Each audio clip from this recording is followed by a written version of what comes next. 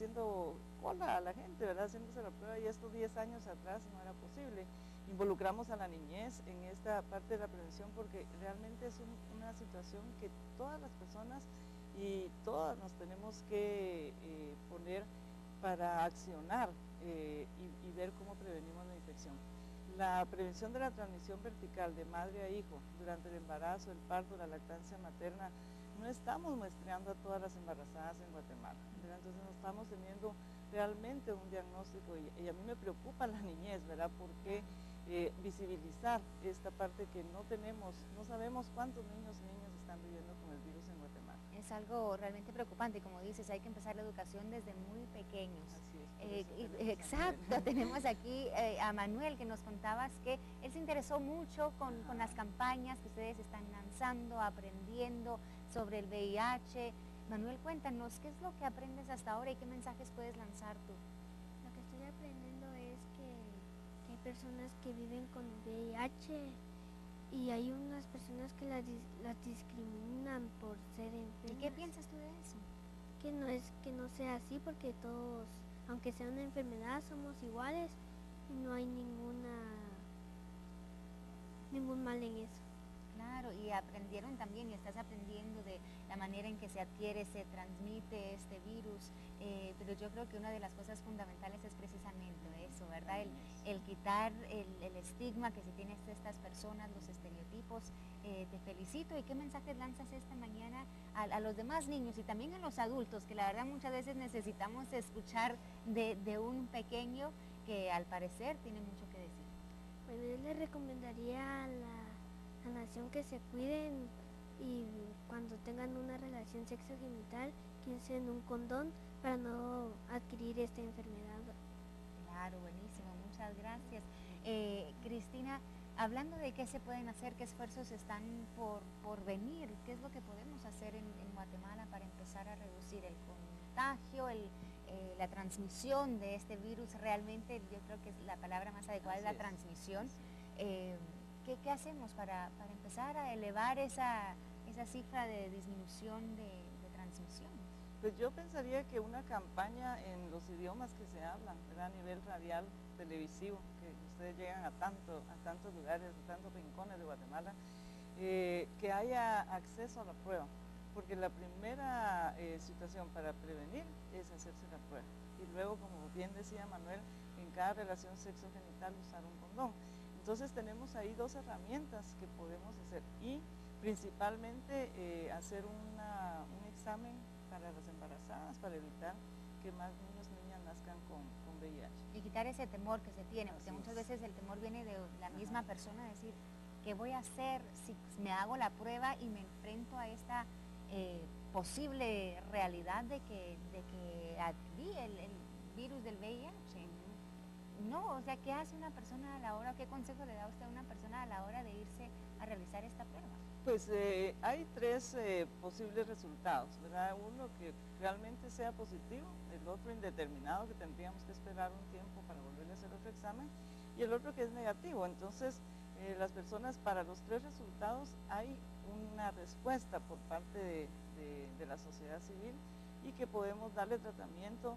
El VIH tiene un tratamiento como la diabetes que se puede controlar, las personas pueden vivir sanamente, ser productivas, también incluso tener niños VIH negativo, ¿verdad? Pero sabiendo si tienen el virus o no.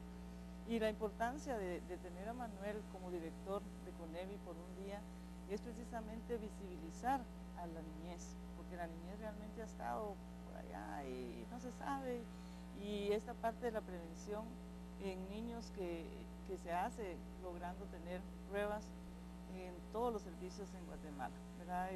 Tú vas al Polo Chic o al área Ishil y encuentras que no hay pruebas y la gente se quiere hacer una prueba y no hay. Entonces el CONEVI va a las comunidades, hace la prueba todo el año precisamente para hacer el diagnóstico temprano. Perfecto, muchísimas gracias a ambos por haber estado con nosotros esta mañana. También un llamado a las empresas, ¿verdad? Que muchas veces es en ese ambiente de empleo que se da mucha discriminación también hacia las personas que viven con el VIH. Muchísimas gracias. A ustedes. Muchas gracias. Gracias. Nosotros con esto vamos a pasar a la pregunta del día, la lanzamos desde muy temprano en las redes sociales y queremos saber qué opina usted, qué es lo que piensa del VIH en nuestro país y este escenario que acabamos de poner en contexto. ¿Qué acciones son necesarias para poder prevenir y detectar el VIH en Guatemala? Déjenos saber, nosotros más adelante vamos a estar compartiendo sus opiniones y respuestas. Bueno, muchas gracias María René. Un tema para reflexionar, por supuesto, qué se está haciendo en el país, qué pasa con las personas que lo padecen y cuáles son las campañas de prevención. Hoy lo analizamos en contexto. Por supuesto, ahí tenía esta entrevista interesantísima y sobre todo la propuesta de qué podemos hacer también nosotros. Seguimos con el análisis de las noticias.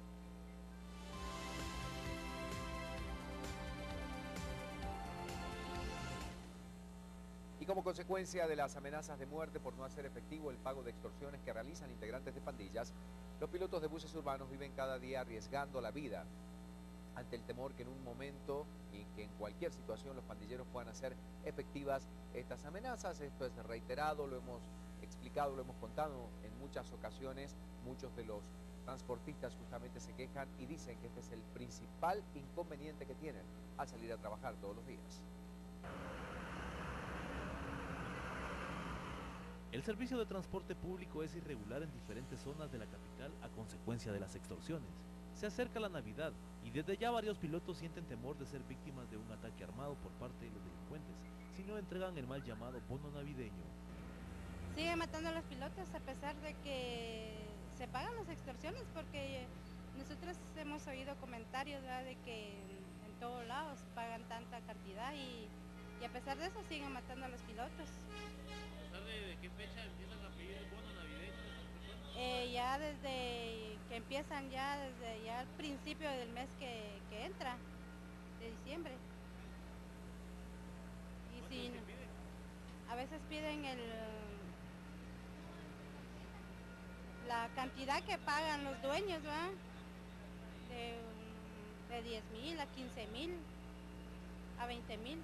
Todas las unidades son víctimas de extorsiones, pero las más afectadas son la Ruta 70, que cubre de la colonia La Florida al centro de la ciudad, la Ruta 21 que llega a la colonia El Milagro y las que prestan el servicio en la zona 6, como lo son la Ruta 3, 4 y 203. Según la Asociación de Viudas de Pilotos, los conductores salen a trabajar para poder ganarse el pan de cada día, con el temor y la incertidumbre de ya no poder volver a sus hogares. Ellos tienen temor, ellos ya no quieren seguir trabajando, ¿verdad?, por dice uno pagando y todavía sí le está quitando la vida a uno, dicen ellos, ¿verdad?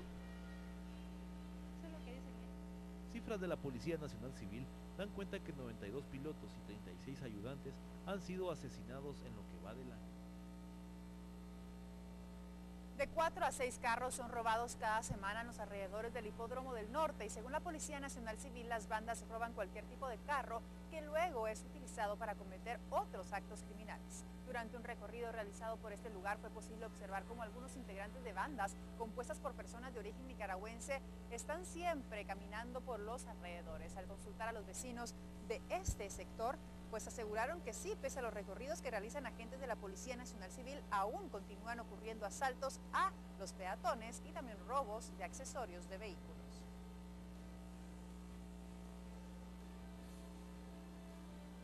Bueno, continuamos con la información a esta hora de la mañana y es que de acuerdo con el Índice Global de Paz, Guatemala actualmente ocupa el puesto número 32 dentro de 151 países con los más altos costos para combatir la violencia. Ese gasto debería estar proyectado a inversión en otras áreas de crecimiento que nos vuelvan más competitivos y más eficientes en el mercado. Muchos de estos costos se trasladan al consumidor, lo que significa que los artículos llegan más caros al mercado. Los comerciantes que al mes de octubre del 2013 tienen 117 víctimas o pilotos de transporte colectivo que al mes de octubre también tienen 71 víctimas ya. Al mes de octubre también tenemos un total de 69 víctimas, agentes de seguridad privada. Según un estudio socioeconómico presentado, el Estado incumple sus compromisos y obligaciones en materia de empleo. Desde la perspectiva del Estado, tener, por ejemplo, ámbitos grandes de informalidad o bastante informalidad, sí es una obligación del Estado y es una carencia que el Estado no ha proveído. Ahora, el Estado no es solo el organismo ejecutivo. legislativo. Por ejemplo, el Estado es el organismo legislativo. Si el organismo legislativo no cumple con su función, por ejemplo, de aprobar un presupuesto, de aprobar financiamientos previstos en los propios presupuestos, entonces debilita la institucionalidad del Estado. Y la Sala Primera de Apelaciones tiene que definir y fundamentar en los próximos días si es aplicable o no el decreto ley 886 que busca que José Efraín Ríos Montt sea amnistiado en el proceso por genocidio y delitos de lesa humanidad. Los argumentos de las partes procesales en este proceso son pues contrarios. Unos afirman que se debe de reconocer que el jefe de Estado puede aplicar a la amnistía y la contraria dice que el delito de genocidio no tiene amnistía debido a diferentes tratados internacionales.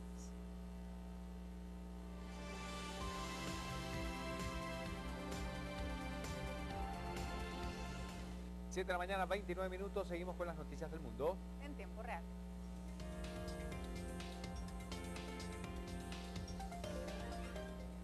Bueno, desde hace varios días estamos hablando del cometa Ison que se está acercando al Sol. Este cometa que los expertos, mejor dicho, de la NASA y otros científicos dijeron, bueno, quizá vaya a ser visible al ojo humano sin la necesidad de un telescopio. Bueno, eso se está poniendo en duda ahora, pero hay gran expectativa ante el acercamiento al Sol del cometa Ison. En unas horas sabremos si el cometa ha sobrevivido al calor y la fuerza gravitacional del astro rey o si, como algunos sospechan, se ha desintegrado, como les habíamos adelantado.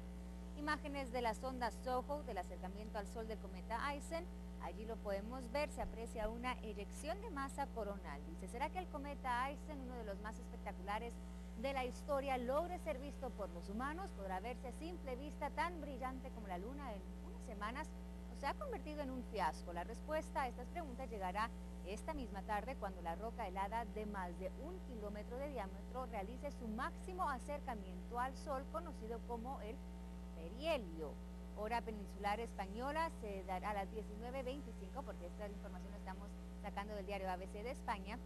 Entonces saldremos de las dudas, unas dudas que se han hecho mayores en las últimas horas después de que algunos astrónomos advirtieran de que es muy probable de que Ison ya se haya desintegrado debido al calor y las fuerzas gravitaciones del astro rey. Así es que esta tarde nosotros podremos conocer si Ison va a sobrevivir al calor del Sol y si podrá ser visto por el ojo humano sin la necesidad de un telescopio. Algunos lo llamaban uno de los cometas más espectaculares de la historia, lo comparaban con el cometa Halley. Bueno, pues ahora no se sabe y vamos a tener que esperar hasta esta tarde para saberlo.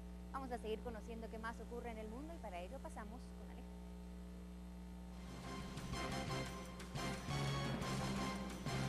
Los ministros de Relaciones Exteriores de Turquía e Irán pidieron un cese al fuego en Siria antes de las conversaciones de paz previstas para el próximo 22 de enero en Ginebra. El ministro de Relaciones Relaciones Exteriores de Irán, Mohammad Javad Zarif, dijo que todos sus esfuerzos están destinados a poner fin al conflicto y a un cese del fuego, si fuera posible, incluso antes de que se celebre la conferencia de Ginebra II.